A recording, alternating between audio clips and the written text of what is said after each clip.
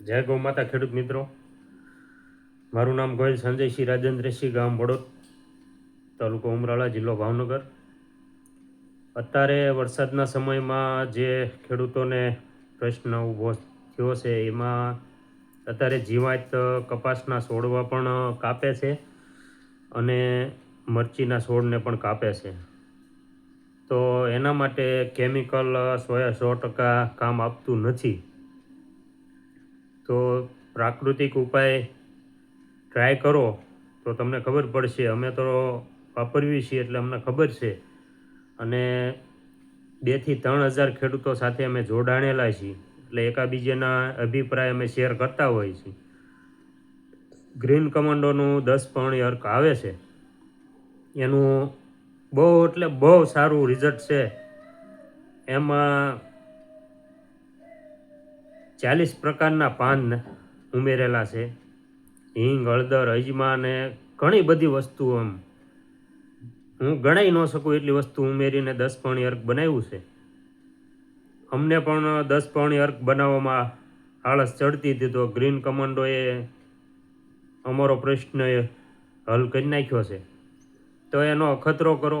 જમીનમાં તમે 700 થી 800 ગ્રામ વીઘે પાવ, ઉપરથી છંટકાવમાં 100 ગ્રામથી 150 ગ્રામ એક પંપનું માપ છે.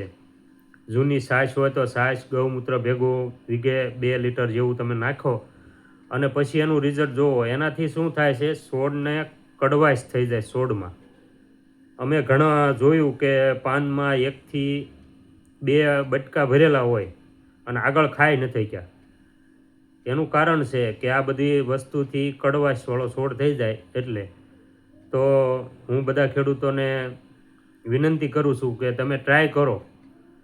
જે આ ગ્રીન કમાન્ડોએ 10 પાણી અર્ક બનાવ્યું છે, તમે જૂની છાશ તમારા ફૂગનાશકમાંય કામ આપશે. અને ખાસ મરચી પકવતા ખેડૂતો 1-2 ફેરા દેશી ખાતર ભરી દે છે. કાચું ભરો છો એટલે એમાં ફૂગ વધે છે. ત્યારે ઘણા બધા ખેડૂત મિત્રો કહેતા હોય છે કે અમારે આવો છોડ થઈ જાય છે, એમાં કાળી ફૂગ લાગી છે, ધોળી ફૂગ લાગી છે. તો એમાં છાશ પણ કામ આપશે, આંકડો પણ કામ આપશે. છાશ ને ગૌમૂત્ર બેય પાઈ શકો. પછી એ ન કરવું હોય તમારે તો કેમિકલના 5-7 દિવસ વાપર્યા હોય ને થઈ ગયા હોય તો તમે ટાઇકોડર્મા, સુડોમોનાસ બેક્ટેરિયા પણ વાપરી શકો. જે જીવતી ફૂગ છે તમારે એ ફૂગ તમારે નુકસાનકારક ફૂગને ખાઈ જાય છે. માઇકોરાજા બધા ખેડૂતોને મારી વિનંતી છે કે તમે માઇકોરાજા વાપરો. જે આજુબાજુમાં તમારો જૂનો જે ખાતરનો ભંડાર પડ્યો છે એને છોડ સુધી લાવવાનું કામ એ કરે છે અને ફૂગમાં પણ એ કામ આપે છે.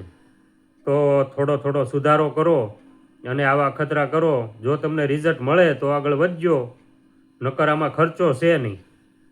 અને હાલના સમયમાં જે બધાને છોડને મરચીમાં ને એમાં કપાસમાં કાપે છે, તો આમાં અખતરો કરો એટલે દૂધનું દૂધ ને પાણીનું પાણી થઈ જાય. જય ગૌ માતા.